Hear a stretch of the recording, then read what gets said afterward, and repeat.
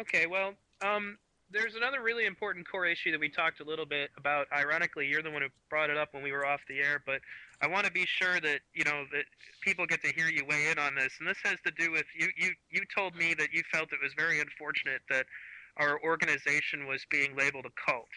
Oh, it's terrible, just terrible. Yeah, it's a terrible label and a cowardly label to throw at people. And there are real cults in the world. I think the U.S. Army is one of them. I think the Catholic Church is another one, and I think there are many other very destructive cults in the world that segregate children, that indoctrinate children, that control what you wear, control what you eat, control what you think and say and do, and control who you associate with, and isolate people physically, and mind rape and brain torture them, and brainwash them, and these organizations are hideous and exploitive and destructive. A cult is such an ugly and dangerous word. I thoroughly invite people who have problems with a particular approach, whether it's your approach, my approach, or any other approach. People really need to be intelligent about their use of cults. Don't just throw it around like an ad hom bomb for anything that you disagree with, because there are lots of people, millions of people around the world suffering from real cults and a real emotional and physical distress, the psychological scars of which can last a lifetime.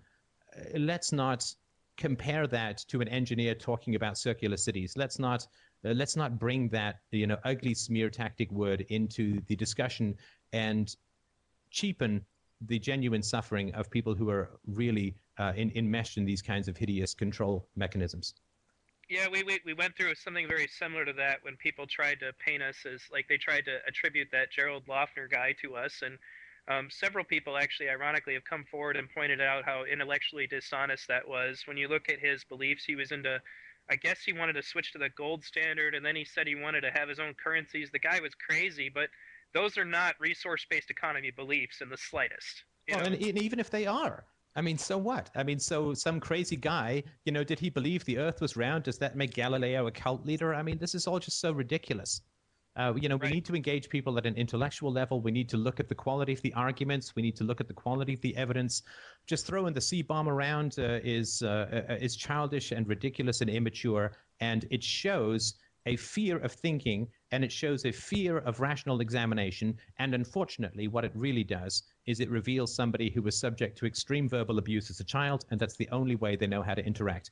And I really invite people who've had that kind of history, look into yourself, get help from a competent therapist, figure out what makes you so frightened, figure out what makes you so verbally abusive, find a way to undo that. Because people who are throwing those kinds of labels around are peaceful organizations that are voluntary and philosophically based.